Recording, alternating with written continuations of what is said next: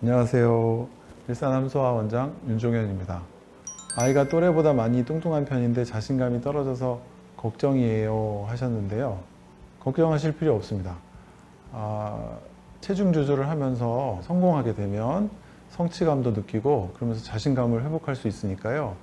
성장기에 있는 아이들은 단백질, 요거는 꼭 섭취를 하는 게 좋고, 그 대신에 아이들이 체중 조절할 때는 그 밥이나 빵이나 국수 이런 탄수화물은 안 먹어도 괜찮습니다.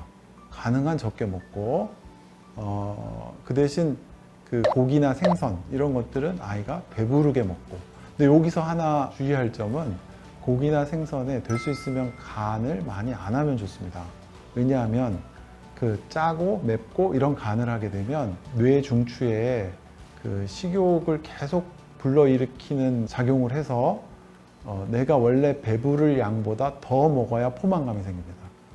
그러니까 간이 될 수 있으면 약하게 또는 없게 이렇게 해서 아이가 나 이제 배불러 할 때까지 주셔도 괜찮아요. 중요한 점은 아이들이 참게 하지 마세요. 그렇게 참아서 빼는 체중은 나중에 못 참아서 먹게 되는 시기가 꼭 오게 돼 있고, 그러면 반드시 리바운드가 일어납니다.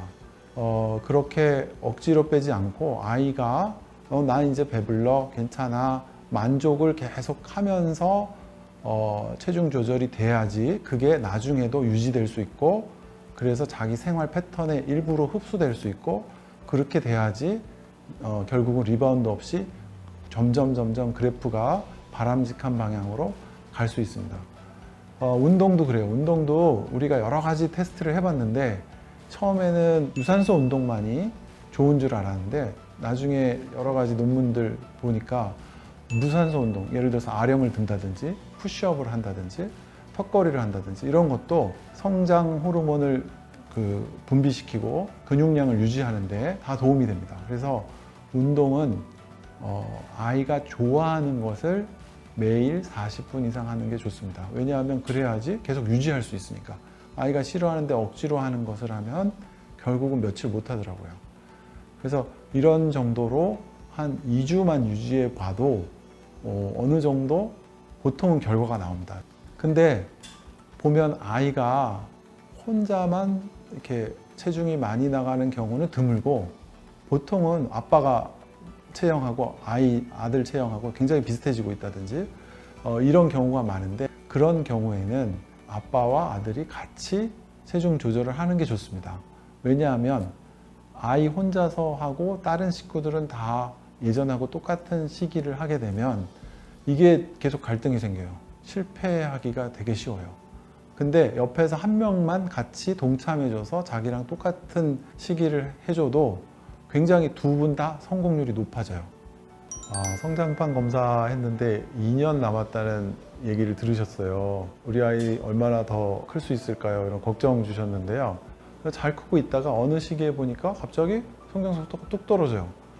왜 이러지? 그리고 이제 그때 검사를 해보면 지금처럼 이렇게 이제 얼마 안 남았어요. 발육급진기 지났어요. 이런 얘기를 많이 듣게 됩니다. 발육급진기가 지나면 보통은 이제 성장판이 서서히 닫혀가는 시기고, 이런 상태에서는 항상 2분의 1의 법칙이 성립합니다. 그래서 전해의 반 정도를 다음에 크고, 그 다음에는 또 그거의 반을 크고, 이렇게 해 가는 기간이기 때문에 발육급진기 지난 해부터 닫힐 때까지 보통은 한 3년 이렇게 되는데, 지금 2년 남았다는 얘기를 들으셨다면 아마 발육급진기는 지난 상태일 걸로 생각되고요. 성장판이 열려있는 한은 성장을 도와주는 치료가 다 작용을 할 수는 있습니다. 근데 얼마나 효과적일지는 이제 아이마다 다르는데, 물론 성장판이 더 많이 열려 있을 때가 더 작용을 잘할 가능성은 많습니다.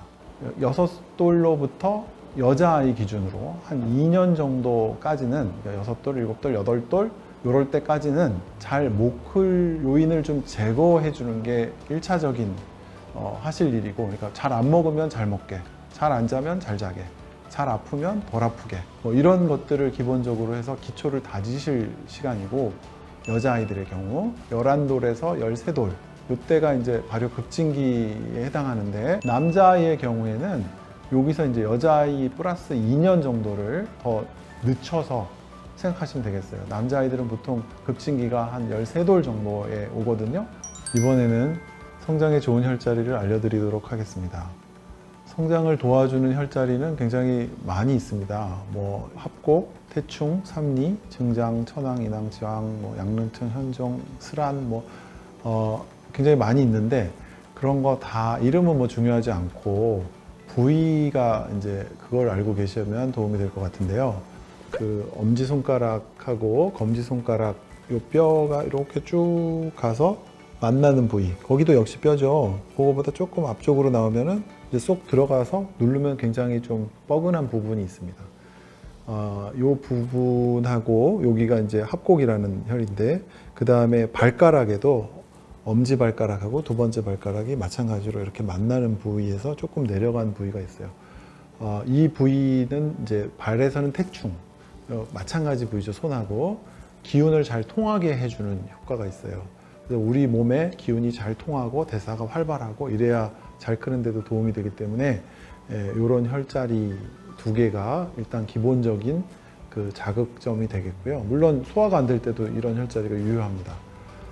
그리고 다리에 있어서는 정강이 뼈 안쪽과 바깥쪽이 있는데, 안쪽은 만져보면 말 그대로 뼈예요. 그죠? 뼈가 다 만져지다가 뼈가 끝나는 부위에 이제 종아리 근육이 만져져요. 그래서 뼈가 끝나고 종아리 근육이 시작되는 그 경계, 그 경계를 따라서 아래 위로 쭉 계속 훑어주면 거기에 천황, 인황, 지황이라는 혈자리를 자극해 주게 되는 겁니다. 그러니까 그 자리만 그냥 뭐 혈자리는 꼭 어느 부분이다라고 정확히 모르셔도 되고, 이렇게 자극해 주시면 되겠고, 마찬가지로 그 뼈의 바깥쪽이 있을 거예요. 이 바깥쪽, 정강이 뼈의 바깥쪽은 근육으로 좀 쌓여 있어서 좀 더 세게 눌러 봐야지 뼈가 바깥쪽에 끝나는 부위를 이렇게 쭉 따라서 만지실 수 있을 거고, 바깥쪽도 마찬가지로 뼈가 끝나는 부위에 또 종아리 근육이 이렇게 만져지기 시작할 거예요. 근데 거기 따라서 쭉 아래 위로 훑어주시면 아래쪽 끝에서는 현종이라는 혈자리를 자극하게 되시게 되고, 위쪽에서는 양릉청이라는 혈자리를 자극하게 돼요. 양쪽 그 다리뼈 아래쪽을 다 그렇게 자극해 주시면 좋겠고, 그 다음에 이제 그 경혈이 척추뼈마다 다 있는데, 척추가 우리가 벽돌 쌓듯이 이렇게 쌓여져 있잖아요. 그래서 그 뼈와 뼈가 만나는 사이사이에 다 혈자리가 있는데, 그거를 어디가 뼈 사이인지 이렇게 찾기보다는 척추뼈 자체도 아래 위로 쭉 따라서 훑어서 이렇게 마사지 해주시고, 그 다음에 뼈 옆에 볼록하게 올라온 그 근육층도 따라서 아래 위로 쭉 그 마사지 해주시면은, 그러면은 그 사이에 분포된 경혈점을 다 자극할 수 있게 됩니다. 그 다음에 또 하나, 무릎뼈에도 성장을 도와줄 수 있는 혈자리가 있는데, 무릎뼈가 이제 슬개골이라고 해서 동그랗게 만져보시면 동그랄 거예요. 동그란데 그 중에 아래쪽을 이렇게 잘 만져보시면 정확하게 한 가운데는 세게 눌러야 조금 들어갈까? 여기 십자인대라는 인대가 있어요. 그래서 잘 안 들어가요. 근데 이 인대가 옆으로 끝나는 쪽에 계속 만지면서 옆으로 가다 보면 바깥쪽은 쑥 들어가고 안쪽은 조금 들어가고 이런 부위가 있어요.